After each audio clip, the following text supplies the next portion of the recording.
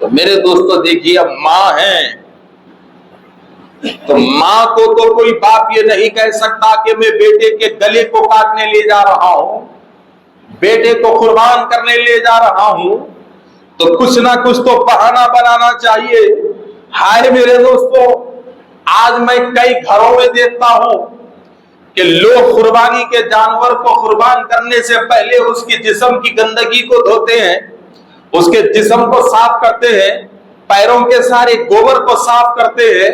تو یہاں جانور کو دھویا جا رہا ہے، جانور کے جسم کو صاف کیا جا رہا ہے، مگر یہ ابراہیم ہے کہ قربان کرنے سے پہلے اپنے بیٹے کے جسم کو غسل سے صاف کرنے کا ارادہ کرتے ہیں، اور جا کر اپنی بیگم سے کہتے ہیں کہ بیگم اپنے بچے کو اچھے طریقے سے پانی نہلانا، آنکھوں میں سرما لگانا، نئے کپڑے پہنانا۔ تو بی بی ہاجرہ پوچھتی ہے کہ کہاں لے جا رہے ہو؟ تو حضرت ابراہیم کہتے ہیں کہ میرے دوست کے پاس دعوت ہے اور میرے دوست کا بلاوا آیا ہے، میں میرے بیٹے کو اپنے دوست کے پاس لے جا رہا ہوں،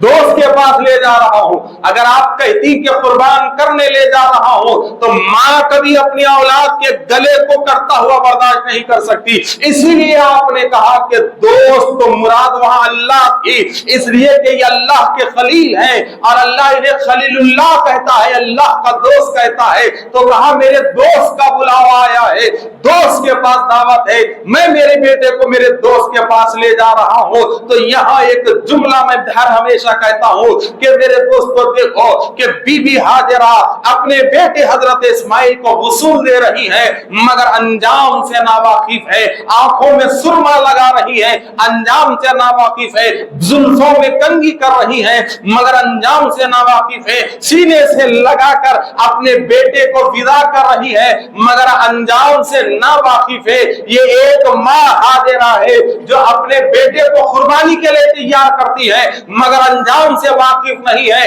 مگر دنیا نے ایک اور ماں بی بی فاطمہ کو دیکھا ہے جو اپنے بیٹے حسین کو دودھ پلاتی ہے، مگر کربلا کے انجام سے واقف ہے، اپنے بیٹے کو غسل دیتی ہے، مگر کربلا کے انجام سے واقف ہے، اپنے بیٹے کو پال رہی ہے، کربلا کے انجام سے یہ واقف ہے، اپنے بیٹے کو بڑا کر رہی ہے، کربلا کے انجام سے واقف ہے۔ تو یاد رکھو حضرات محترم، اسلام صرف مردوں سے ترقی نہیں کیا، بلکہ اسلام میں کئی عورتیں ایسی ملیں گی جنہوں نے اسلام کو طاقت دینے کے لیے اپنی گود کو اجاڑ دیا، اپنی گود کو ویران کر دیا۔ تو میرے دوستو، حضرت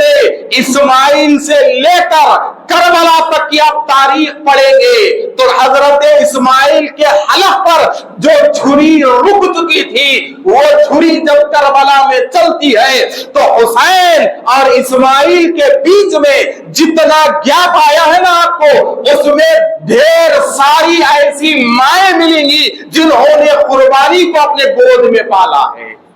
جس نے قربانیوں کو اپنے گود میں پالا ہے، اللہ کی راہ میں کٹے ہوئے مجاہدین کو جنہوں نے اپنے گود میں پالا